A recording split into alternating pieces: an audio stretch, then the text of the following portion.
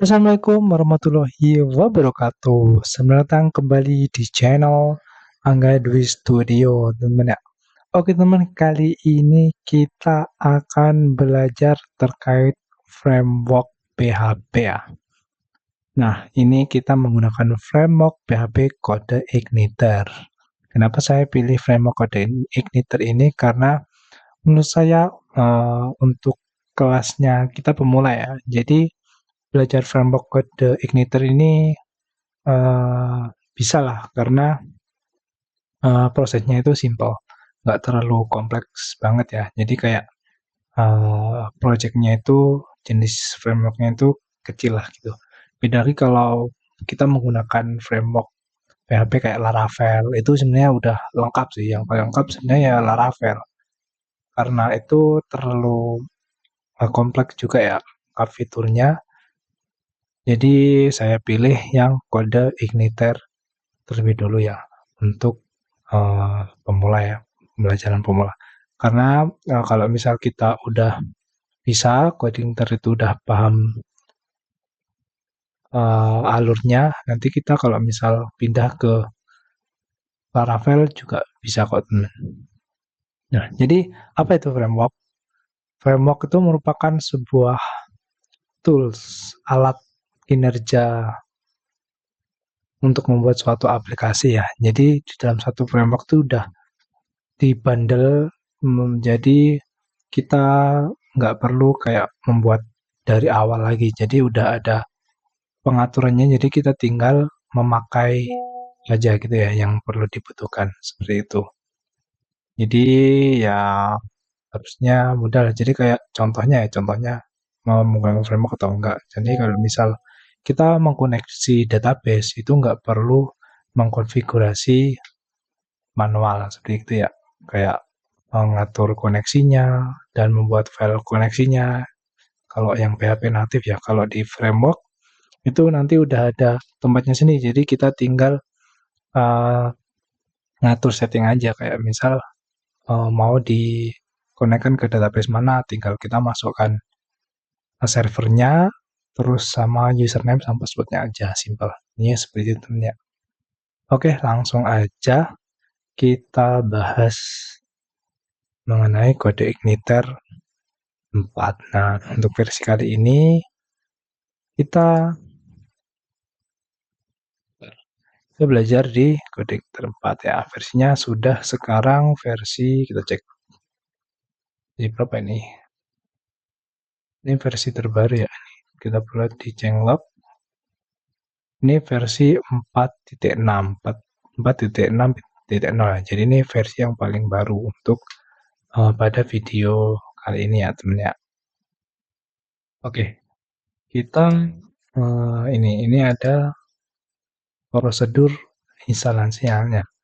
Untuk menginstalnya kita membutuhkan sebuah komposer ya. Komposer ya. Nah, komposer itu apa sih komposer?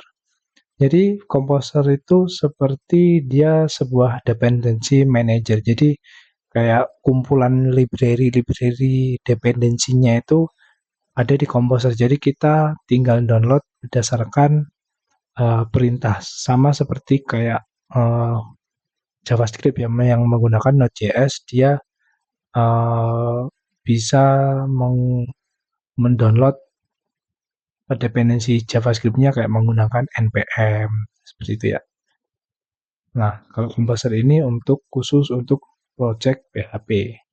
Nah, sebelum menginstal ini, Coding 4, teman-teman harus download dulu, diinstal di PC teman-teman ya. Di PC atau komputer atau laptop teman-teman. Nah, cara ceknya itu sudah install belum, nanti di terminal teman tinggal ketik komposer. Nah, ini ya. Jadi kalau misal ada tulisannya banyak seperti ini, ada tulisan komposer, jadi ini sudah berhasil diinstal di komputer teman-teman gitu ya. Nanti tujuannya kenapa digunakan pada saat pembuatan kode Igniter 4 ya, nanti ya pastinya untuk mendownload project instalasinya atau project awalnya CI4 ini ya. Terus sama untuk proses menginstal library-nya, dependensinya yang perlu dipakai gitu ya. Oke, mungkin untuk cara installnya teman bisa kunjungi aja di website komposernya gitcomposer.org gitu ya. Teman silakan download sesuai sistem operasinya sama install juga. Untuk tutorialnya mungkin teman bisa cek di YouTube aja mungkin udah banyak sih yang buat tutorial terkait instalasi komposer karena biar nggak terlalu lama ya. Oke, terus ini ya kita coba install kode igniter 4-nya. Untuk kode igniter ini websitenya di kodeigniter.com teman ya. Nah, kita nanti belajar banyak sih terkait uh, kode igniter ini. Jadi kode igniter ya merupakan sebuah alat yang mana kita bisa membuat aplikasi custom ya. Kayak misal login, terus aplikasi blogspot, blogger. Kita pengen buat aplikasi blog sendiri, itu bisa sebenarnya menggunakannya. Cuman ya harus punya pengetahuan khusus terkait baca pemrograman PHP ya, karena kita ngoding bukan coding tempat nih, bukan kita drag and drop kayak WordPress gitu ya. Oke, langsung aja kita copy ya untuk membuat project barunya. Kita copy. Oke. Terus kita buka terminal. Nah, jadi teman-teman harus bekerjanya menggunakan terminal ya. Kalau di Linux terminal, kalau di Windows itu menggunakan CMD ya.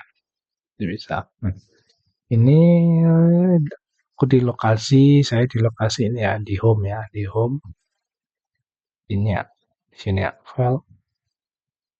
Nah, di sini ya. Nah, aku membuat projectnya di situ aja dengan mempaste kode yang tadi. Nah, kemudian project root ini merupakan nama foldernya, teman. Jadi kita bisa ubah menjadi misal belajar CI4 gitu ya. Kemudian kita enter. Nah, nanti dia akan mendownload semua dependensi dari kode igniter 4. Jadi lumayan banyak sih kayak gitu teman ya. Dia download ini versinya 4.6 dan lain-lainnya. Itu sebenarnya nggak semua dipakai sih, tergantung nanti penggunaannya. Ya. Oke, jadi ini kita bisa cek di folder ini, nanti akan ada folder C4. Jadi ini project awal kita untuk memulai aplikasi menggunakan C4 gitu. Kita tinggal buka aja menggunakan VS Code gitu kan. Kita ini coba ini close dulu, ini terminal udah nggak kepakai sih, kita close aja. Lalu kita buka VS Code kita ya. Terus kita tinggal open gitu aja deh. Oke, Visual Studio Code. Oke, kita open. Ini coba. Oh, udah ini ya. Open aja, ini belajar-belajar di. Udah pernah nyoba sih. Oh, emang itu ya. Oh, ini yang di HTDoc kan. Sebenarnya taruh di HTDoc juga nggak apa-apa sih di exam ya. Cuma ini yang ku contohin yang ada di download aja. Open. Oke, jadi ini project kita yang telah apa ini? Yes. Terus udah dulu lah. Welcome.